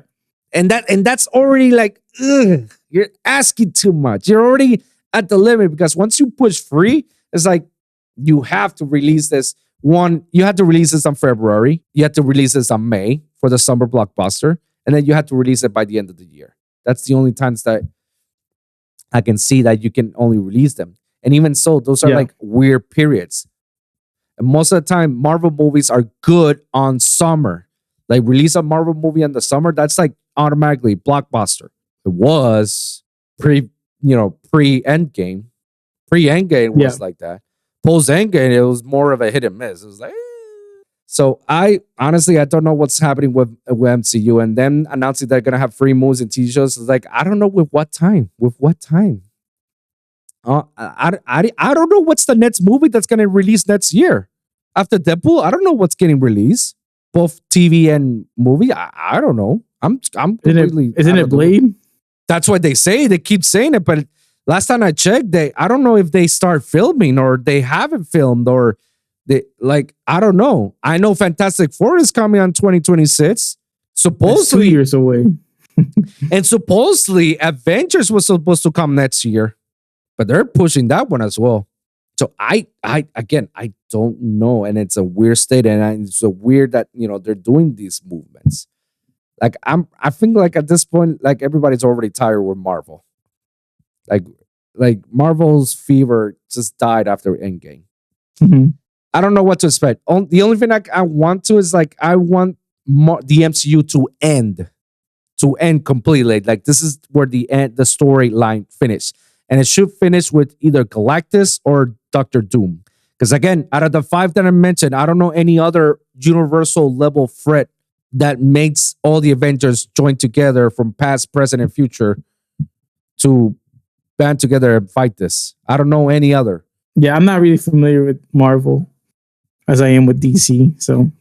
So let us know in the comments up below, guys, what you think about, this recent news and what you think about the future of MCU. I'm very curious. Let's end this with this last one. I have a TikTok question for you. Oh, I had one for you too. Yes, we could actually do these two. All right. So I'm going to give enough time for both. Yeah, we got 10 minutes. Okay. We got this. All right, so I'm gonna give you this one. Your Pokemon team with the letters of your name. So choose your Pokemon team with the letters of your name, and it don't matter if it's more than 6. Just what goes with your team. Or if more than 6. Yeah, like if you want to stick with Mike is fine. If you want to stick with Michael, that's fine. Just it took me a while with my name, Raphael. So it took me a while, and I finally got my team. So my team, it'll be R, Rayquaza. That's a good R, yes. A, Agron. That's the ground. Really? Yeah. It's the only one that I like. There's another A that I chose as well. Okay. It's the only one that I chose. F, either Feraligatr for water or Flygon. Both good. So the other A, Eggy Slash, the Ghost Steel. Mm-hmm. E, either Empoleon or Entei. Empoleon is good. Entei is good. Yeah. And then so we can do legendaries. Yeah. It don't matter. Okay. Just choose whichever Pokemon. And then the last one, either Lucario, Lugia, or Luxray. Those are good. Yeah. Hey, I'm okay with any of them. And for my name, and it's so funny that my name is 6 letters. So whichever of those Pokemons, those are gonna be my 6 Pokemons, That's gonna be like, yeah, I'm gonna fight you all with this 6. Those are mine. What would it be with yours? Would you do with Mike or would you do with Michael? We can do Michael. All right. So for M, who would you choose? I'll do like a legendary and then non-legendary. That's fine. Because when you told me about this, I was thinking about it a bit. And I was like, if it's anime, we don't got legendaries, bro. We can talk to them, but we can't capture them unless you're that one guy from the Sinnoh region that just dominated with Darkrai and Latios. But seriously, I was actually I even was gonna put Arceus, like the god of Pokemon. That's the one I was gonna say for A. When you said A, I say I can say I got the god of Pokemon. I'm good. That's it. I'm done. So for M, I'll do Mew. Yo, Mew over Mewtwo. I respect. I like Mew. So with that's a legendary. Well, no, that's a legendary M. No, that's a mythical. Wouldn't that consider a mythical Pokemon? Okay, well, mythical legendary. You know what I'm trying to say, right? Yeah. I guess you're right. It's mythical. And then for non-mythical or legendary, I do. I always mispronounce them. Milotic. Oh, melodic. It's like yeah, the a water. melodic. Yeah, I hated that. Well, I liked it, but I hated it when it was in the Elite Four. Oh yeah, because it was powerful. Yeah. It was just one shot. You was like, okay, cool. For I feel like this is a cop out because a bunch of them start with the same thing. I'll do Ire Valiant. Oh, one of the Paradots are Valiant. Wow. That's my favorite one. That's a good one. That's a good one. All right. Go for it. Iron Valiant. Because all of them are Iron Thunder. Yeah, Iron Thorns, Iron this. Yeah. So I felt it was such a like easy one. That's fine. With C? I'll do and then for I non-legendary, I'll do Infernape. Okay. I like Infernape. I know some people hate Infernape. I don't like Infernape. I hate it. You don't like Infernape? Yeah. For C, Cresselia. Okay. Another Sinnoh. Yeah, Cresselia, the opposite of Darkrai. And then this one's from the latest game. Cerulege.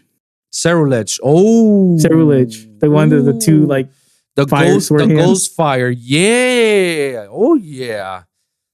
Oh yeah. Now we're talking. So H, I'll do the opposite of you. Do Ho-Oh. Oh. That's and cool. Hitmontop. Hitmontop? Hitmontop. You know how there's Hitmonlee, Hitmonchan, and then Hitmontop. Okay. Yeah, right. The one that just spins on its head. Yeah. Yeah, I like that one. A, Arceus, the obvious, please. The god of Pokemon, sure. And then Annihilate.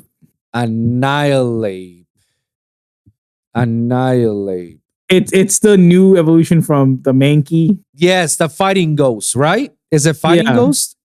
Yeah, that they say that typing is so OP. Yeah. Because like it came from the latest game. Yeah. From Red and Violet. Yeah. Okay, shit. E. Eternatus. Eternatus. The poison dragon from Sword and Shield. Like the end monster. The end dragon. Okay. Yeah. And then I'll copy you, do Empoleon too. Because I love Sinnoh. Yeah. Empoleon. And then for L, I guess Lugia. Just to have Ho-Oh and Lugia. Sure. And then oh my god, I forget the name. Is it Lulu? Lulu. It has like a sombrero. Wait, I'll tell you right now. Hold on. I got it. With L, right? Yeah. It's Gen 3. Yo, okay. With Lu? So with I think it's like L-O. Or maybe L-U. Okay, so I'm gonna read you the L Jews. Lucario, Ludicolo, Lugia, Luminion, Lunatone, Ludwig, Lucio, Luxury. So Ludicolo? Oh, the grass water. Like sombrero. Yeah. Oh, it's supposed to be like a sombrero. It is. Yeah, he's cool. Okay. Wow. So that'll be my non-legendary mythical L. Yeah. All right. I take that, bro. Okay. Yeah. Absolutely. I take that. I'll take those, man. Yeah, guys, let us know in the comments to know what will be your Pokemons with the letters of your name. Let us write it down and let us know in the comments down below. Last topic, last question. We got another TikTok question. So hit me up. What is this? Is just as bad as the weapons one.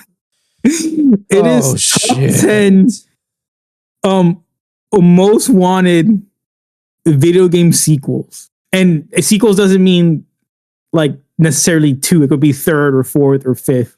What do you mean by most wanted? Like the most that people love to get, that they want to get that they would love to have. Like, so like there's no like, let's say, I don't want to like ruin any of them, but okay, I'll say this one because it's not on the list. Like Beautiful Joe. Like people want Beautiful Joe 3. Okay. Right? Like it so I had that on my list for most wanted video game sequel, but it was not on the list. So it's games that we want to have a sequel in it. Yeah. Yeah. So it's like So we this want a is- sequel of this game. Yeah. Okay. Now I got it. So I need to So name 10. and these were the most wanted. So what do you think other people want the most, I guess? People are idiots. So it could be literally anything. Literally. I have to say the Gears franchise. Nope. You're telling me nobody wants a sequel to the Gears franchise? Jesus. Well, I'm putting I think Gears 5 and 6 killed it. They don't want a 7. Well, there's only like chronological. Or sorry. 5 killed it. 4 was good. 5 killed it. Judgment was bad. Yeah. Judgment and 5 were, those are like the bad ones. Devil May Cry, because I know people want to continue more of that sequel franchise. It's not on the list. Jesus. Resident Evil? More Resident Evil? Because I know No. that never gets old. Really? Well, I named 3. Halo. Top 10, yeah. No. Normal Halo, that's it? Like, then people don't want Halo? Not that they don't want it. It's just this is the most like people are like, I've been wanting this for like 10 years, 20 years, and this is what I want. Kingdom Hearts? No. I think people were satisfied a bit for after 3. I think in a couple years people will start craving 4. Any of the Final Fantasy games? I don't think so. No. Wow, I haven't even named one. And I've already named 6. I named 1 just because it's a meme. Beautiful Joe. No. I'm saying I named 1 on the list. Oh, you on your own? On my own, I only named 1. Oh, because it's a meme. Jeez. I'm not gonna say Call of Duty because nobody wants that anymore. But No. Battlefield Bad Company. No. You gotta be shitting. Bro, I know I've talked to people that they want a sequel to Bad Company 2. Like they want Bad Company 3 badly. Mhm. And none, and anything from Battlefield, none? Nah, people No. are trolling. Because I know I've talked to people. People want Bad Company 3 badly. Bayonetta not, because they already released it. I don't think Pokemon either, because Pokemon will always gonna have it, and not even Zelda either. I'm telling you, this list is like people have been waiting for like 10 years, 15 years plus for a sequel. Oddworld, No. Dino Crisis, No. Turok. No. Let me know when you want to stop so I can just go through the list. No, You already hit 10, but if you want to keep going, you can. I got a few more that I had in my head that I was like, oh yeah, this is and I hit some of the ones that I know people will want. Damn, franchise level, nothing from Need for Speed. No. Nothing from Star Wars because nobody gives a shit. For years and years, I'm trying to nothing from. I don't think anything from Nintendo. Right? There's nothing from Nintendo. Nothing from Nintendo, no. Yeah, because otherwise it would be Metroid. As you know, Metroid is definitely a sought out game that people want for years that barely gets any sequel or gets any treatment. Yeah, but we had Dread like a couple years ago.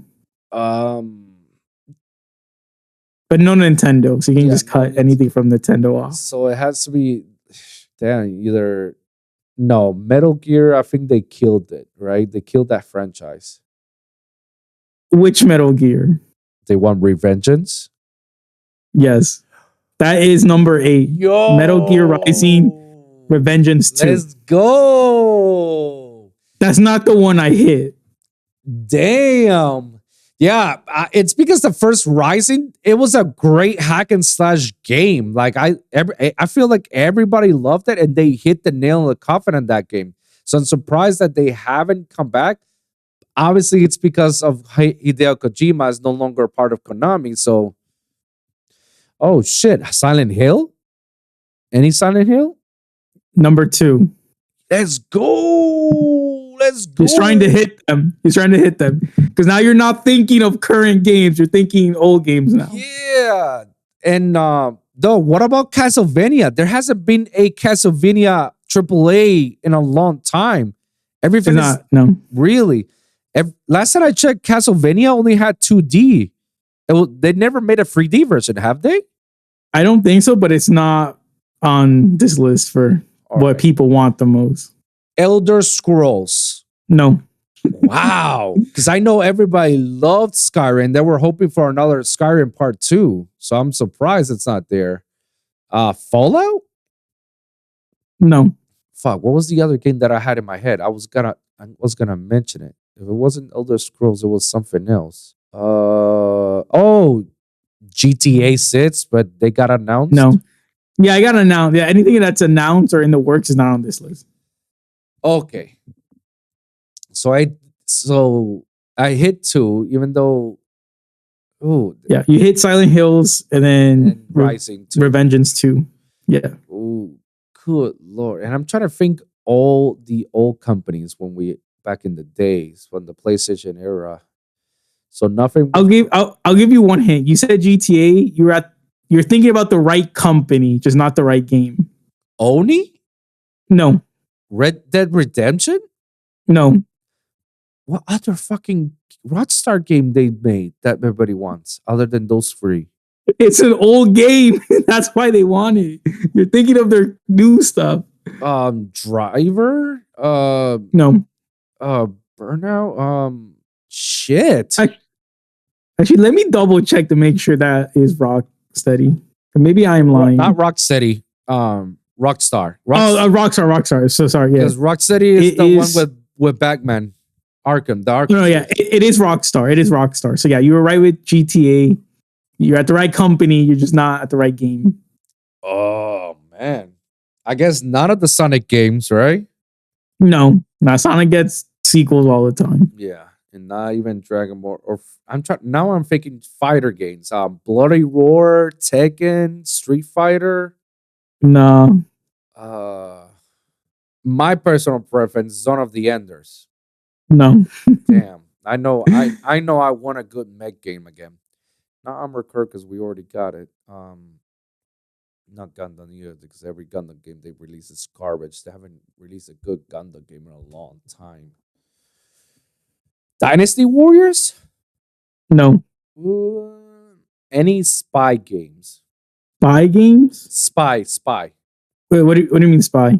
Like, you know how Metal Gear is espionage, right? It's an espionage game. No, I don't know. So nothing with Tom Clancy in it. No Tom Clancy games. And Hitman. No Hitman. No sports game, right? No. Yeah, because otherwise it would be NCAA games. I know that's everyone's favorite. How many did I say? 2, right? You got 2 out of the 10. Jeez.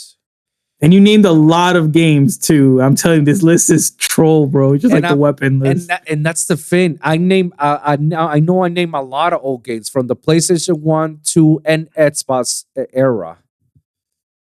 Mm-hmm. And trying my hardest to think all the games that I used to play back then. Nothing with Spyro, nothing with Crash. No. Shit. Damn. So the majority of these are old games. Yeah.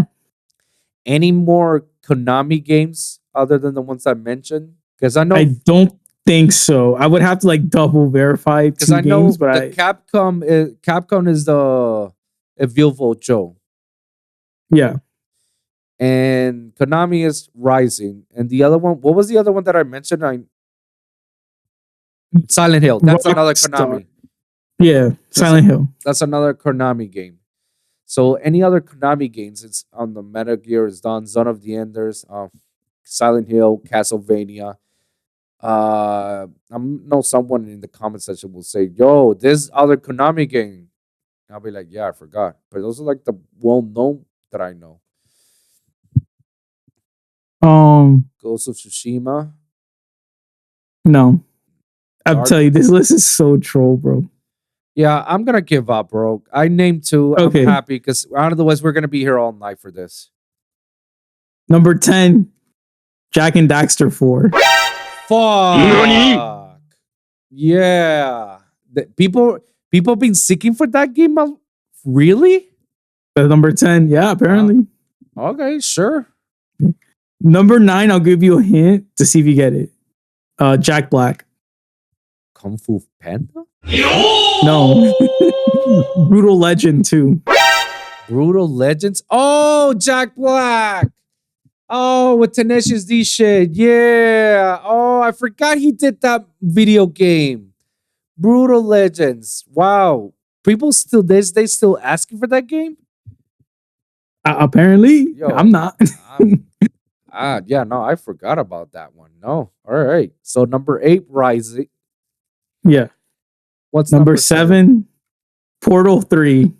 I thought with Portal 2 we ended it. Like it was a good ending. That's it. People want another one. Like you want another psychological mind ship with the portals? Like if there's gonna be a third portal gun, they have to add a third portal dimension. Otherwise, if it's gonna be the same or blue and orange and the cake is a lie, then it's like I don't care. I don't want to know. Number 6. Half-Life. Have they asked for Half-Life? Because I know that's like one that is number 1. Half-Life 3. No way. So that's the only one I guess because of the memes. Because everyone's like Half-Life 3 confirmed or whatever. That's the only one I guessed off the rip. I was like, Half-Life 3 has to be on the list, and it was number 1. Can't believe that I guessed number 1. And it's because of Portal, because they all came from the same company. So it's like, I know Portal was good, and I know Half-Life 2 was like, everybody wants the third sequel. That I know people were seeking for years. Wow. I can't believe it. So what's number, so what was that? Number 6? What's number 5? No, that was Portal 3 was number 7. So number 6 is... No, number 6 was the Rockstar game that you did not get. Bully 2. NANI? Really? Really? Damn, and that was a good game too. But I don't think they're ever gonna release it because of today's climate. It's not about if they're going to. This is what people want. True. Okay, Bully 2. Wow. Okay. Bully 2. Number 5, Dante's Inferno 2. I never played the first one, so I can't really say anything. I was gonna say I thought in the first one they ended the story. The whole 9 stages of hell. And then he finally gets to the woman, but he still has to stay in hell or something like that. Or he goes to heaven because he faces demons, something like that. Maybe, but people want him back somehow. Sure. Okay. That was number 5. Number 4, I don't even know this game. It's Okami 2. I don't know what Okami 1 is. Yeah, it's the wolf one. Oh, okay. I've seen it. I just didn't. Okay, so there was one more Capcom game. Okay. Then I forgot about that Capcom. Yeah. That was a good game back in the day. I wonder how they're gonna implement that same level of feel into today's world. Mm-hmm. Because it was a 2D version. The whole game was a 2D, but it was still like it was beautiful. It was beautifully good. So I'm curious how they will catch that same momentum in this era. Number 3 is Sleeping Dogs 2. Oh, I never heard. What the fuck did she say? Have you? I've heard of Sleeping Dogs. I've never played it. I've never played it. And people wanted that as number 3? Really? Yeah. They wanted that bad. You probably seen the cover, but you may have not played it. Now I have to check. Now I have to see like which one is this? It was developed by United Front Games and published by Square Enix. By Square Enix? Mm-hmm. Oh. United Front Games and Feral Interactive. Oh, wow. So they want to have a sequel to Sleeping Dogs. Yeah, I see it. Yeah. Number 2, Silent Hills, and then which is you got, and then number 1, Half-Life 3. That I got as well.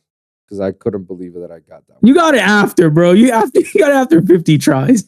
Hey. I got it on my first try, bro. I literally, when they said sequel, the first thing that popped in my head was all the memes are like Half-Life 3 confirmed, Half-Life 3 confirmed, Half-Life 3 confirmed. That's the first thing that came in my head. I was like, Half-Life 3 has to be. I still got it before you mention it, so that still counts. I guess. No, because I kept telling you, I'm like, think about the memes. Yeah, but I wasn't thinking about the memes. I wasn't even thinking that they were like that dead set. I totally forgot about Half-Life until you mentioned Portal. It's like, oh yeah, that company, because everybody know how good they made that stupid game Half-Life. Mm-hmm. That's yeah. Okay. Wow. Yeah. I said Beautiful Joe 3. I said Super Mario Sunshine 2. Sunshine. What else did I say? Sure? I want another Mega Man Battle Network game. I guess my list was stuff I wanted instead of like what people wanted. But to be fair, like most of these games, like I never played Metal Gear Rising, so I wouldn't have guessed it. Brutal Legends, I know about it, but would have not guessed it. Jak and Daxter, again, I know about it, but I'm like, after the third game, do people really want a fourth? But yeah, I guess people do. Bully 2, I know about it, was not on my mind when I was doing the list. Dante's Inferno, don't know anything about it. Okami is like, I know about the dog, but I don't know much about the game. Sleeping Dogs 2, again, not something on my radar. And then Silent Hill, same thing. So I didn't get any of these except, like I said, Half-Life 3. I can see like half of this list. I can definitely see that. Yeah, it's definitely one that needs the sequel treatment. Like it's definitely one that people will want to see most. But the other half, I feel like that's more of a personal preference. Like, you know, like I know everybody says that they want to have Life Free. I don't know too many people that they want Brutal Legends 2. That's what I'm saying, but that I would have never guessed that because I would never think people want that. Right. Or maybe some people do, but it's not like collectively. Yeah, like collectively. That's our ninth choice. Yeah, that's our ninth choice. And same goes with Bully. I didn't realize how many people really wanted Bully 2 that bad. Like I thought that everybody was in the GTA and Red Dead Redemption hype train that they forgot about the other Rockstar games. Nope, that's number 6, bro. People are like, that's still on minds forever. Wow, that's I don't know if that ever is gonna come out.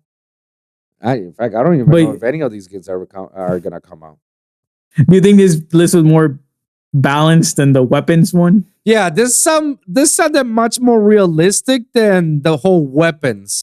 Yeah, the whole weapons is a troll. Like whoever did that list is a troll, bro. Like no way. Master Sword at 10. Master Sword at 10. You're telling me like Master Chief's weapons are not even in the top? Like get the fuck out of here.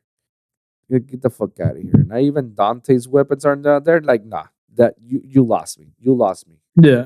You lost me. Yeah, dude. I think we can wrap it up. We took our time, but you know it was actually a very good episode. Yeah. We can wrap this up. Do you have any final thoughts? No, I'm good. Plug yourself out. Let the whole people know where they can follow you, man. Follow me, YouTube, TikTok before it gets banned, Instagram. Mike Phoenix Hero. Yeah, so mostly I've been doing deck profiles. I do have some unboxings and I have to record some. So try to do that. Yeah. But yeah, just follow me for Yu-Gi-Oh content. And then when Union Arena comes out, I'll be making content on that as well. Absolutely, bro. Thank you very much for coming over to the show, man, as always. No problem. And thank you guys for listening. Just always remember, like and subscribe for your weekly episodes here at youtube.com/AWEC podcast or A Wolf in Geeks Clothing. You can check the audio versions for Spotify, SoundCloud, Apple Podcasts, and iHeartRadio at Wolves and Music, the Lone Wolf Podcast, or A Wolf in Geeks Clothing. You can check all my latest episodes for free.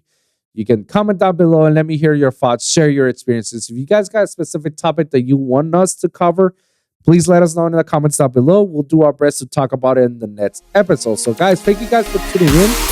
We'll see you guys in the next one, all right? Peace.